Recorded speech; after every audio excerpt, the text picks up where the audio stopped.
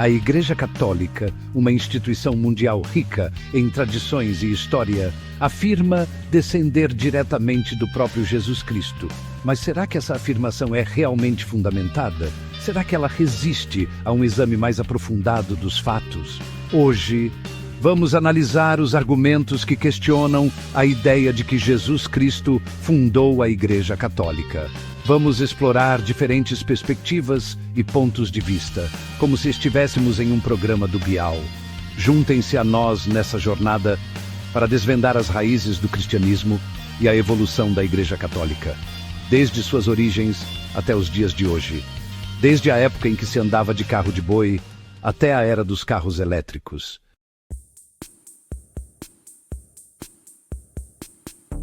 O termo Igreja Católica não aparece na Bíblia. Ele nunca é mencionado nem por Jesus, nem pelos seus discípulos. A Bíblia fala de igrejas, no plural, como, por exemplo, as 7 igrejas da Ásia Menor. Isso abre a discussão sobre sua origem.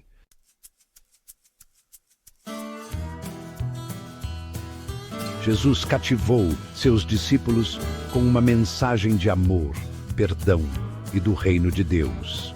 Ele enfatizou a transformação espiritual em vez de instituições terrenas. Pense na simplicidade do pão e do vinho, símbolos poderosos de sua presença, como na nossa missa. Os críticos destacam que ele se concentrava na mudança interior e não em regras exteriores. Assim como São Francisco de Assis, que abraçou a pobreza para se aproximar de Deus, uma figura tão importante para nós brasileiros. Os ensinamentos de Jesus eram sobre a liberdade espiritual, não o controle. Como diria um grande poeta, o amor que move o sol e as outras estrelas. Uma mensagem tão forte quanto a fé que move a Aparecida. Jesus imaginava uma igreja organizada ou uma fé pessoal. Uma questão que ressoa até hoje tão presente quanto os sinos das nossas igrejas, ecoando por todo o Brasil.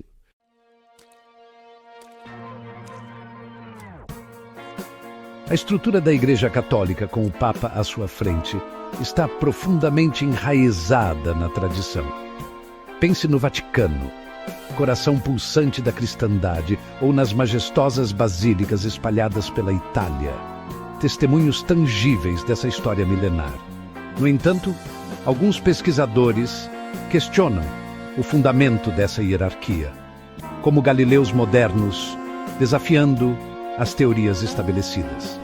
Eles vasculham os evangelhos em busca da menor menção de Jesus sobre a instituição do papado, como um Dante se aventurando pelos labirintos das Escrituras. Suas pesquisas não levam a respostas definitivas. Um verdadeiro enigma digno de um romance de Umberto Eco. Os evangelhos não dizem nada sobre esse detalhe crucial. Um silêncio que ressoa como uma obra de Pirandello. Será que o papado se desenvolveu espontaneamente dentro da antiga comunidade cristã? Como uma das muitas cidades-estado italianas que floresceram na Idade Média. A ausência de uma ordem clara na Bíblia alimenta o debate, como uma partida de truco entre teólogos. Os críticos argumentam que tal instituição deveria ser baseada nas palavras de Jesus, claras como as notas de uma ária de Verdi. O silêncio dos evangelhos é suficiente, eloquente, como uma pintura de Caravaggio. O papado talvez seja um desenvolvimento posterior criado para guiar o mundo cristão em expansão, assim como o Império Romano que se estendeu por todo o Mediterrâneo. A resposta, envolta pelo tempo e pelas interpretações, divide pesquisadores e fiéis, um verdadeiro dilema que atravessa os séculos como o rio Tibre.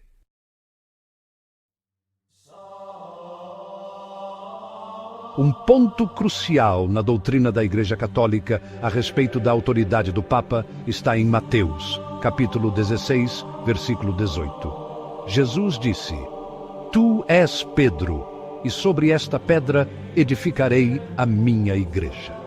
Alguns estudiosos argumentam que a pedra a qual Jesus se refere é a fé de Pedro, e não Pedro em si, ou seja, a confiança inabalável em Cristo, firme como uma rocha. Essa interpretação questiona a própria origem do papado. É como discutir se o Pelé é santista ou brasileiro. Pedro foi realmente o primeiro papa?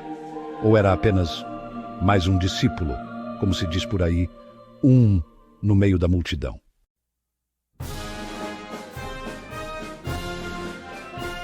Ao longo dos evangelhos, Jesus questionou constantemente as elites religiosas de sua época. Ele criticava a sede por títulos e o desejo de poder, priorizando rituais em detrimento da atenção ao próximo. Como um verdadeiro coronel da época, preocupado mais com a aparência do que com a essência, bem no estilo do jeitinho brasileiro. Jesus alertou contra a busca por títulos como pai ou rabino, que se tornaram centrais na hierarquia da Igreja Católica. Ele defendeu uma liderança baseada na humildade e no serviço, como fez São Francisco de Assis, que renunciou aos bens materiais.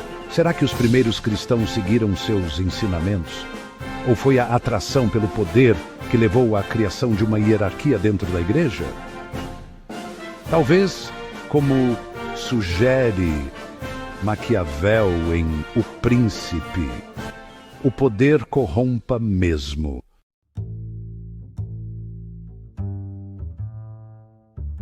Os evangelhos nos apresentam os 12 apóstolos, os discípulos mais próximos de Jesus. Eles formavam um grupo heterogêneo, escolhido para difundir seus ensinamentos. Mas será que eles eram liderados por uma única pessoa, uma autoridade inquestionável?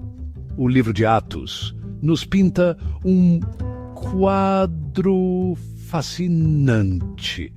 Presenciamos debates acalorados e decisões tomadas por consenso, quase como uma assembleia de moradores nos tempos do Brasil Império.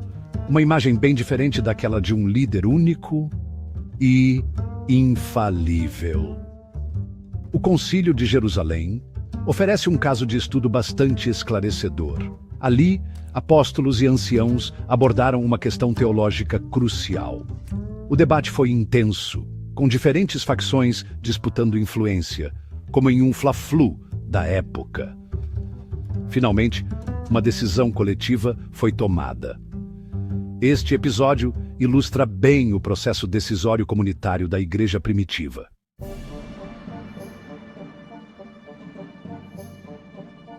O apóstolo Paulo, antes perseguidor dos cristãos, teve uma profunda conversão e se tornou um fervoroso defensor da fé que estava nascendo. Suas cartas, espalhadas por todo o Novo Testamento, oferecem informações preciosas sobre o desenvolvimento do pensamento cristão primitivo. Em sua carta aos Gálatas, Paulo relata um confronto notável com ninguém menos que Pedro, o discípulo frequentemente apontado como o primeiro papa. Ele descreve como Pedro, que inicialmente acolheu os cristãos gentios, sem exigir que eles observassem os costumes judaicos. Se afastou deles por medo das críticas dos cristãos judeus. Quase um São Pedro negando Jesus, mas em um contexto diferente. Vendo isso, Paulo repreendeu Pedro publicamente. Ele argumentou que as ações de Pedro eram contrárias ao verdadeiro espírito da mensagem do Evangelho. Quase uma lavada de roupa suja em público, como diríamos hoje. Este episódio, longe de ser uma simples discussão, destaca uma tensão importante dentro da igreja primitiva. Ele questiona a imagem de Pedro como autoridade suprema e infalível. Sugere, em vez disso, uma comunidade mais livre e dinâmica, onde até mesmo figuras importantes como Pedro podiam ser questionadas e corrigidas. Um verdadeiro debate, como se fazia na Ágora de Atenas, só que em terras brasileiras seria como um debate acalorado em praça pública, talvez na Praça da Sé, em São Paulo. O próprio fato dessa repreensão ter sido registrada e preservada nas Sagradas Escrituras, diz muito sobre a natureza da liderança dentro do primeiro movimento cristão.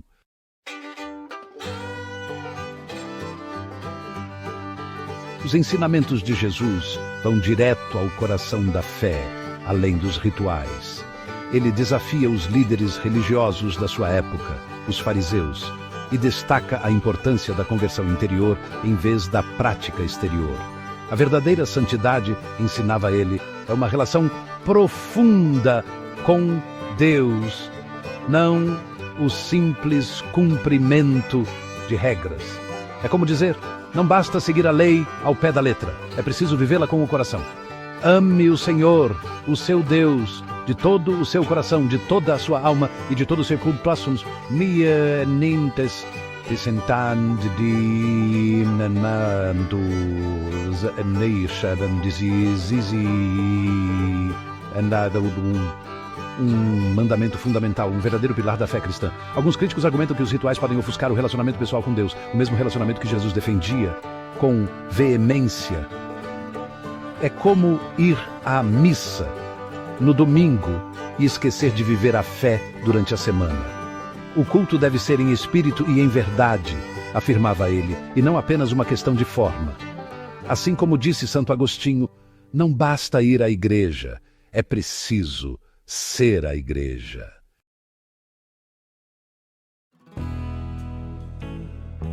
O fundamento do cristianismo reside na salvação. Como podemos alcançar a vida eterna? Muitos acreditam na graça através do sacrifício de Jesus. Outros, por outro lado, enfatizam os sacramentos e os rituais, assim como fazer a via sacra durante a Semana Santa. Este debate ainda é relevante dentro do cristianismo. É como a discussão entre o Flamengo e o Vasco, só que em versão religiosa.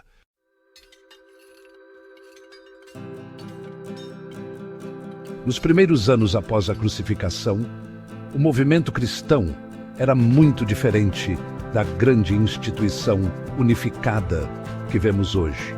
Dispersas por todo o Império Romano, pequenas comunidades autônomas de fiéis seguiam os ensinamentos de Jesus. Cada comunidade desenvolveu suas próprias características distintas, moldadas pelos costumes locais e pelas interpretações das Escrituras Sagradas. Assim como as diferentes festas de padroeiros pelo Brasil, cada uma com suas próprias tradições, como a festa do Divino Espírito Santo ou as congadas. Essas igrejas nascentes, sem uma autoridade central, frequentemente diferiam em suas práticas e crenças. Como as diferentes receitas regionais de um mesmo prato, por exemplo, o feijão tropeiro, todas diferentes, mas todas deliciosas.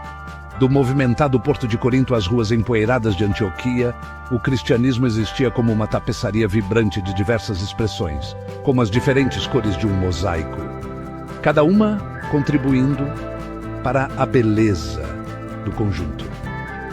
A natureza descentralizada da igreja primitiva contrastava fortemente com a estrutura centralizada e hierárquica da igreja católica, que surgiria mais tarde.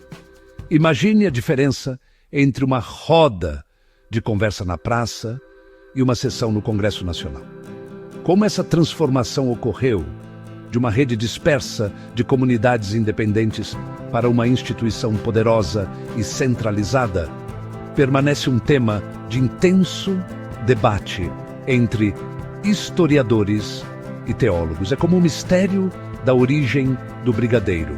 Muitas teorias diferentes e discussões acaloradas. Alguns argumentam que essa transformação foi uma evolução natural, guiada pela necessidade de ordem e unidade, como um rio que encontra seu caminho para o mar. Outros a veem como uma tomada de poder mais deliberada, um afastamento do espírito original da igreja primitiva, como uma partida de futebol, onde a estratégia é essencial.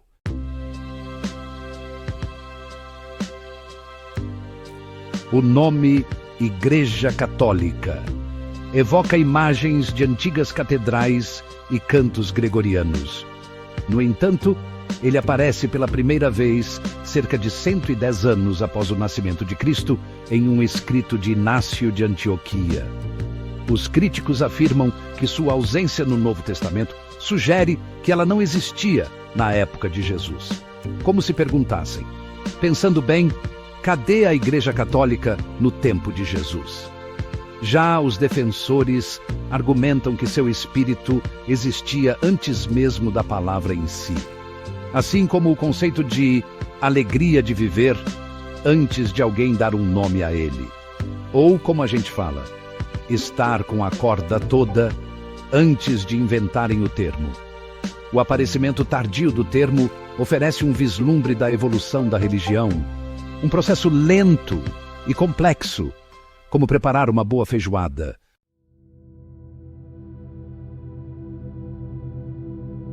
As complexas estruturas da Igreja Católica, com seus padres, bispos, cardeais e até mesmo o papado, podem parecer imutáveis e eternas, mas assim como as forças lentas e inexoráveis que moldam uma cadeia de montanhas, como a Serra do Mar, essas estruturas evoluíram gradualmente ao longo dos séculos. Pense na Chapada Diamantina, esculpida pelo tempo e pelos elementos. Após a vida de Jesus, as primeiras comunidades cristãs eram muito mais simples, reunindo-se frequentemente em casas e compartilhando a liderança, um pouco como as famílias que viviam nos antigos quilombos. Era um período de crescimento e adaptação, enquanto essas novas comunidades buscavam difundir sua mensagem num mundo frequentemente hostil às suas crenças, como uma pequena semente de ipê que tenta germinar no cerrado.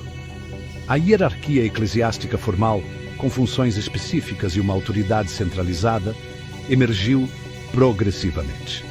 Um pouco como as vilas e cidades brasileiras que, com o tempo, se organizaram com câmaras municipais e estruturas complexas. Essa transformação foi influenciada por diversos fatores, desde a necessidade prática de administrar comunidades maiores e dispersas até as realidades políticas do Império Romano, uma influência comparável à que Portugal teve na cultura brasileira.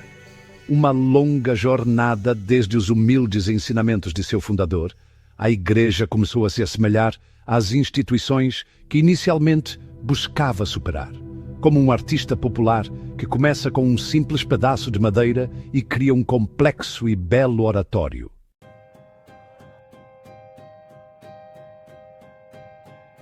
No coração da estrutura da Igreja Católica está o papado, o papel do Papa como chefe supremo da Igreja.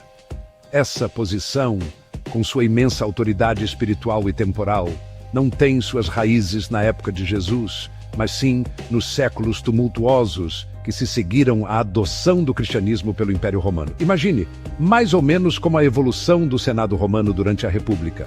Embora o apóstolo Pedro seja considerado o primeiro Papa pela tradição católica, o conceito de um único chefe supremo só foi plenamente estabelecido séculos depois.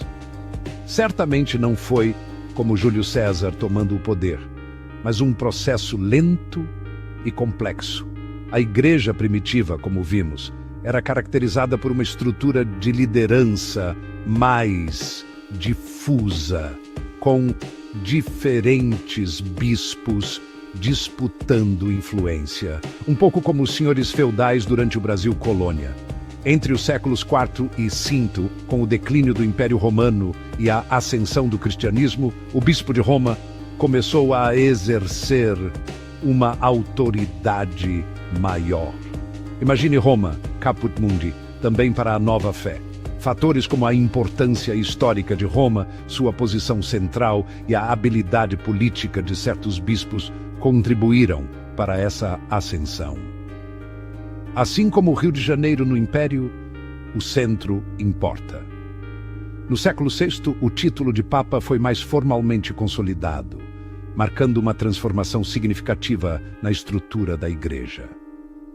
Uma mudança de época, como a independência do Brasil.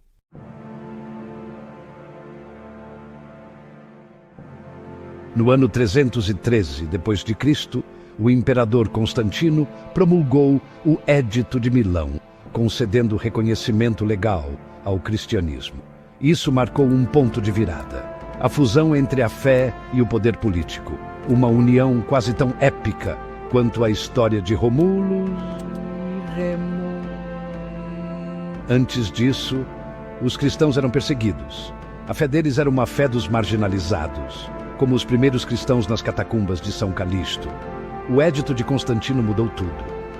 Eles finalmente estavam livres para construir igrejas, como a Basílica de São Pedro, um símbolo da nova era. A fé se espalhou sem medo, fincando raízes na terra como uma oliveira centenária. A influência da igreja cresceu, mas o poder político tinha um preço. A igreja entrou na arena política como um gladiador no Coliseu. Isso moldou suas doutrinas e sua hierarquia. Foi um desvio dos ensinamentos de Jesus. Ele havia falado de um reino que não é deste mundo.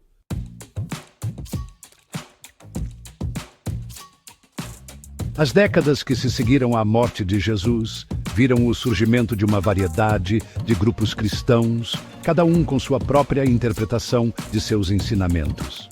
Dos gnósticos, que buscavam o conhecimento secreto para a salvação, aos ebionitas, que aderiam estritamente à lei judaica, o cristianismo primitivo era tudo menos monolítico. Como um grande afresco do Beato Angélico, rico em detalhes e nuances.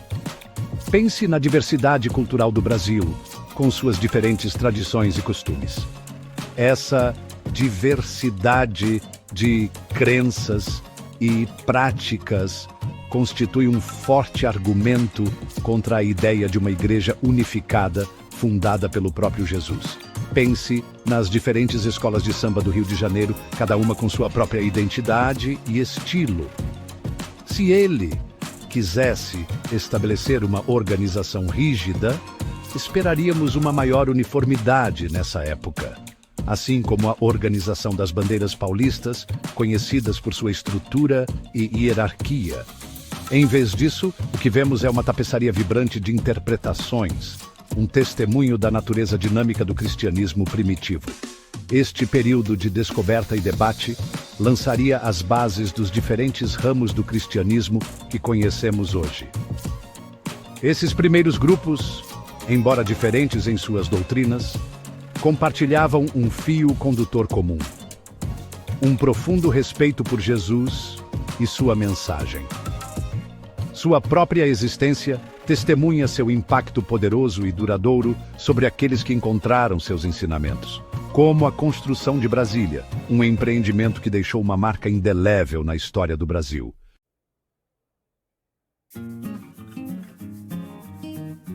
Com a expansão do poder do Império Romano, a Igreja de Roma começou a afirmar sua autoridade sobre as outras comunidades cristãs.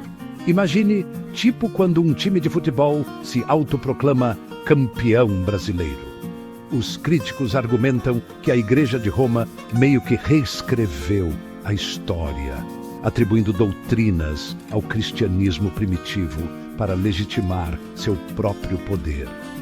É como adicionar ingredientes a uma receita tradicional, tipo um brigadeiro, e dizer que é a sua versão original. O debate sobre essas afirmações permanece controverso. Digamos que é uma verdadeira caixa de Pandora.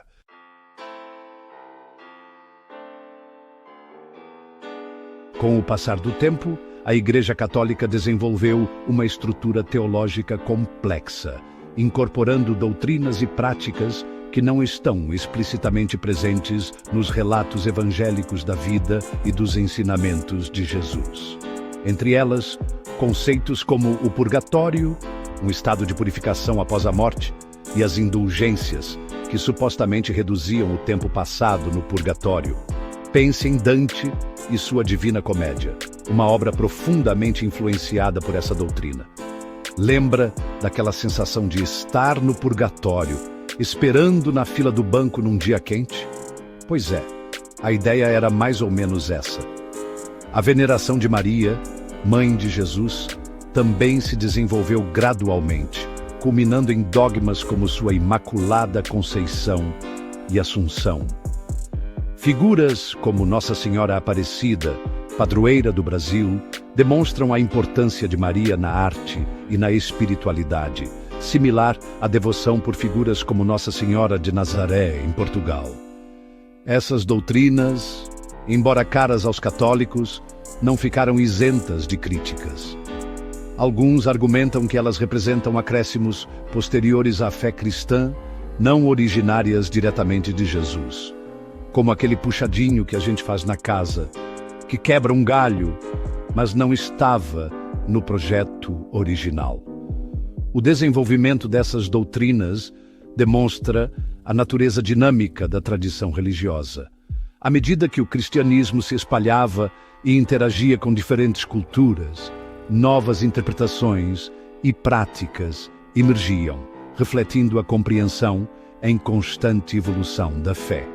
Assim como o português de Portugal se transformou no português brasileiro, com suas gírias e sotaques regionais. Sejam esses desenvolvimentos considerados frutos orgânicos da mensagem de Cristo ou acréscimos posteriores, eles moldaram inegavelmente a Igreja Católica, tornando-a a instituição que é hoje, influenciando sua liturgia, arte e vida espiritual por séculos.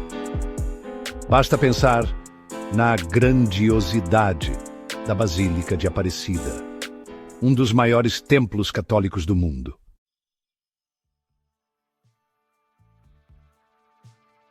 Jesus nasceu em uma família judaica, imerso nas tradições judaicas. Imagine um mercado movimentado na Jerusalém da época, com pessoas vestidas com roupas tradicionais, bem como a gente vê nas novelas bíblicas da Record. Seus ensinamentos devem ser entendidos dentro do contexto da lei judaica. Jesus guardava o Shabat, participava das festas judaicas e citava a Torá. Para entender Jesus, precisamos primeiro entender o mundo judaico em que ele viveu. Um mundo rico em história e espiritualidade. Como aquele que se via nas sinagogas da época, parecido com o que vemos hoje em dia nas comunidades judaicas espalhadas pelo Brasil.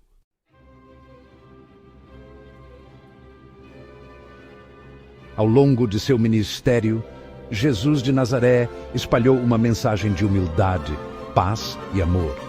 Ele desafiou os poderosos e denunciou a injustiça. Ensinou seus discípulos a praticar a não violência e a renunciar ao uso da força. Assim como São Francisco de Assis, séculos depois, na Úmbria. No entanto, ao longo dos séculos, a instituição que alega segui-lo, a Igreja Católica Romana, tomou um caminho diferente. Aliou-se a impérios e imperadores, exercendo poder e influência política consideráveis. Quase como os Médici durante o Renascimento, em Florença. O contraste gritante entre os ensinamentos de Jesus e as ações da Igreja, que se diz sua seguidora, levanta questões profundas sobre o verdadeiro significado de seu legado. Questões que ecoam até hoje, das praças de Roma às pequenas igrejas do interior do Brasil. A igreja que ele imaginou era destinada a governar com poder terreno ou tinha outro propósito? Um propósito mais próximo daquele pregado por São Bento em seus mosteiros?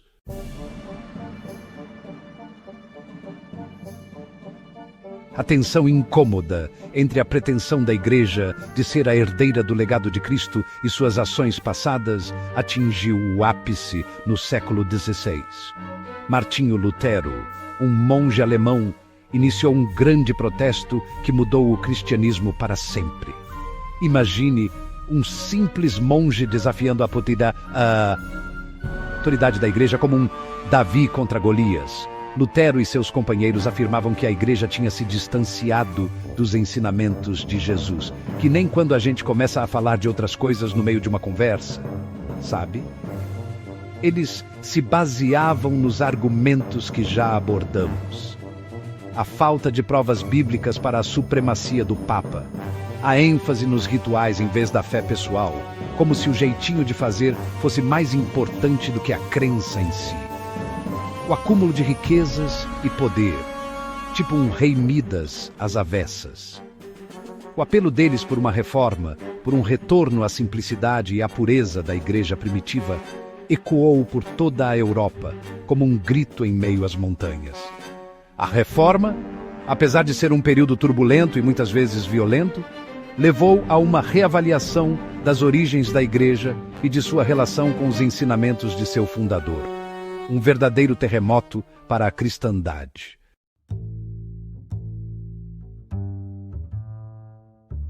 A pergunta se Jesus fundou a Igreja Católica não é fácil de responder. Como vimos, as evidências históricas são complexas e sujeitas a diferentes interpretações. Assim como um mosaico de Ravenna, cada pedacinho contribui para uma imagem maior. Mas a perspectiva pode mudar o significado geral. Os argumentos apresentados nesta série representam diferentes pontos de vista, cada um com suas próprias explicações e evidências, como as diferentes escolas de pensamento que floresceram em antigas universidades, como as de Bolonha e Pádua. Alguns acreditam na ligação direta da Igreja com Jesus, considerando sua longa e sólida história como prova de sua origem divina, assim como a história milenar de Roma. Outros veem uma evolução gradual, uma fusão de fé e política, que acaba obscurecendo o propósito original de seu fundador, semelhante à evolução da República de Veneza. Concorde ou não com esses argumentos, eles oferecem uma análise aprofundada dos fundamentos históricos e teológicos de uma das instituições religiosas mais antigas e importantes do mundo. Uma instituição que, como o Coliseu, resistiu ao teste do tempo. A busca por respostas, por uma compreensão mais profunda do passado e suas implicações para o presente, é uma jornada que continua a nos fascinar e desafiar, como a viagem de Dante na Divina Comédia. Obrigado por nos acompanhar. Inscreva-se para apoiar o nosso canal. Paz e amor a todos.